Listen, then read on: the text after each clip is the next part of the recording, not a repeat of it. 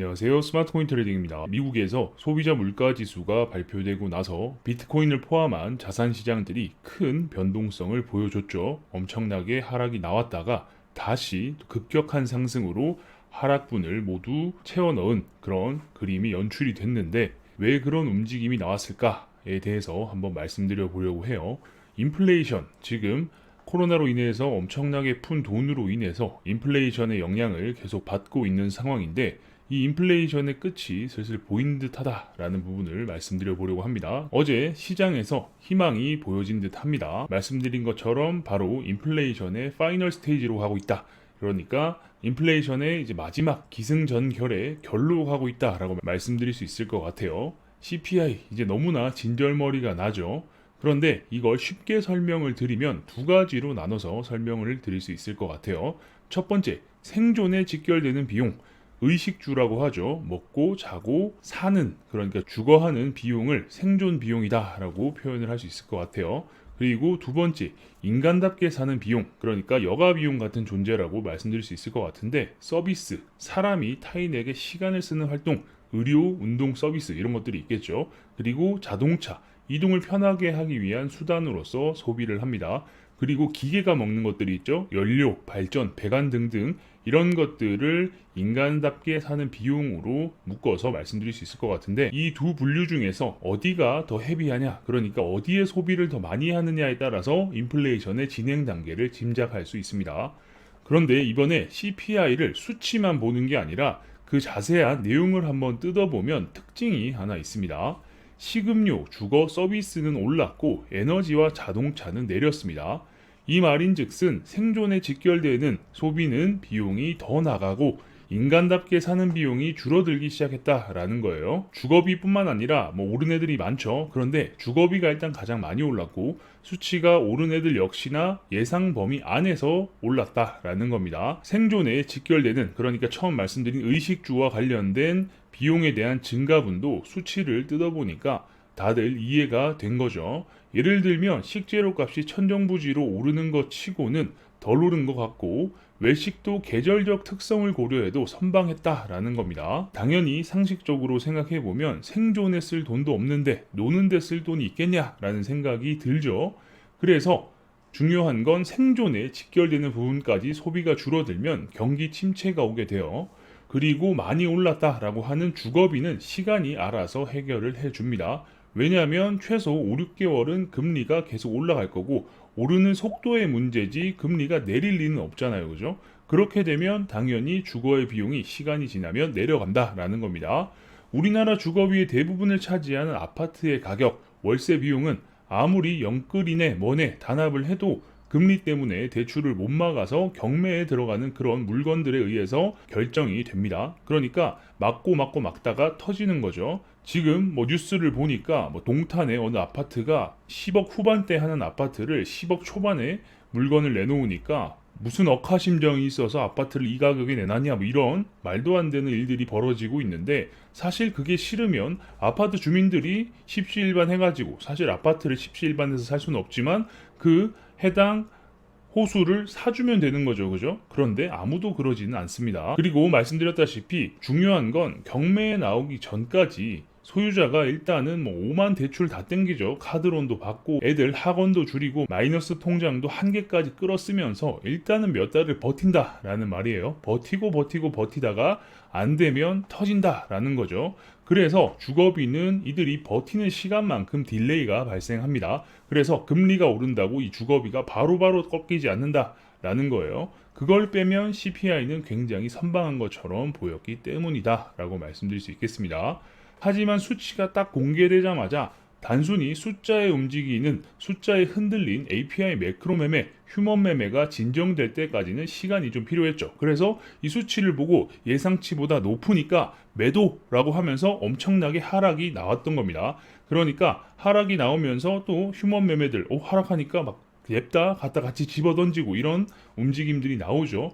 그로 인해서 엄청난 하락이 나왔다라는 거죠. 왜냐? 예상치보다 높다라는 건 결국 이걸 잡기 위해서 금리를 계속 올리겠네라고 생각을 해서 거기에 맞춰서 나름의 대응을 하게 된 거죠. 그런데 이걸 자세하게 뜯어볼 필요가 있다라는 겁니다. 그래서 그 이후부터는 해석의 영역이다 라고 말씀드리는 거고, 생각보다 괜찮은데 왜 던지는 거지? 라는 이런 해석을 하고 매수를 하는 이 매수세와 기술적 반등, 과매도로 인한 매수죠.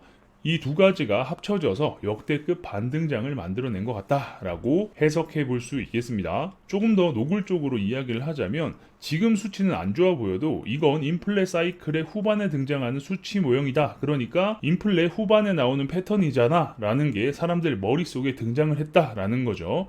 몇몇 관성에 의해 유지되는 섹터를 빼면 기승전결의 결이 살짝 보이는 상황이다 라고 말씀드릴 수 있겠습니다. 그래서 어제의 움직임을 조금 더 디테일하게 봤을 때 나스닥은 긴 하락이 나오고 추가적으로 하락을 하려는 움직임이 나왔지만 이걸 다 방어해내는 거죠. 어쨌든 추가적인 하락은 나오지 않고 그 이후로 강력한 반등이 나왔는데 4번이나 하락 돌파를 시도했지만 제자리로 돌려놨습니다. 그리고 국채 10년물 같은 경우도 4%대 수익률을 3번이나 돌파 시도를 했지만 돌파를 하지 못했습니다. 그래서 지금 이 상황을 두고 다양한 해석이 있을 수 있는데, 예를 들면 바이든 효과니 숏스퀴즈 같은 경우는 공매도 포지션을 가지고 있던 쪽에서 공매도 포지션을 정리하고 내가 빌린 주식을 갚기 위해서 코인이나 주식을 매수하는 그런 걸 숏스퀴즈라고 합니다.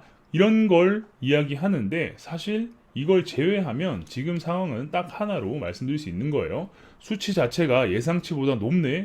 그러면 금리를 더 올리겠구나 라고 생각하는 쪽보다 충분히 인플레 효과가 있어, 특히 집값 잡는 건 시간 문제일 뿐이다 라는 생각들이 후자 쪽으로 기울어지지 않으면 어제의 역대급 상승과 지금의 가격을 유지하고 있는 것 자체가 조금은 부자연스러운 부분이 있다라는 거예요. 그러니까 단순히 예상보다 금리를 더 올리겠네 라고 생각해서 일단은 하락을 했지만, 까보니까 이거 인플레이션 후반의 패턴인데 라고 생각하면서 엄청난 매수가 들어왔다라는 거죠. 사실 이런 것들은 개인이 하는 쪽보다 기관에서 매수가 더 많이 들어왔지 않을까 싶습니다.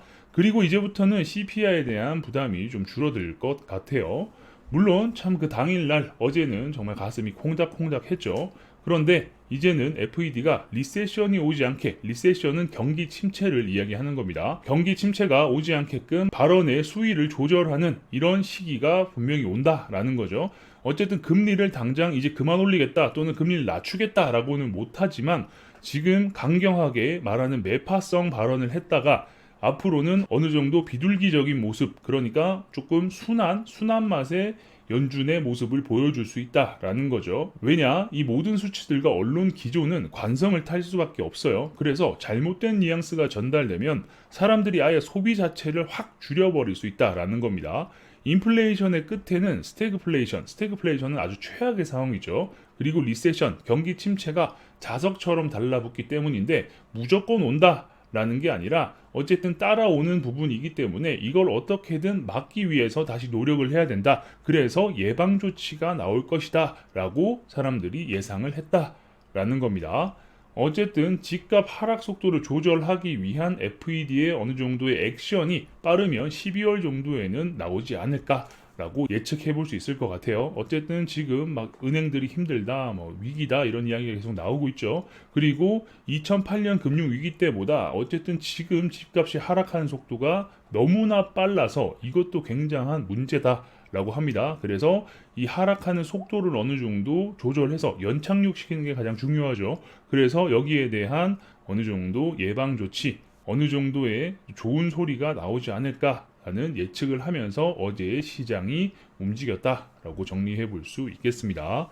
사실 소비자 물가지수 나오고 실업률 나오고 할 때마다 우리 정말 다들 가슴 졸이고 스트레스 받고 하는 시간이 계속되고 있죠.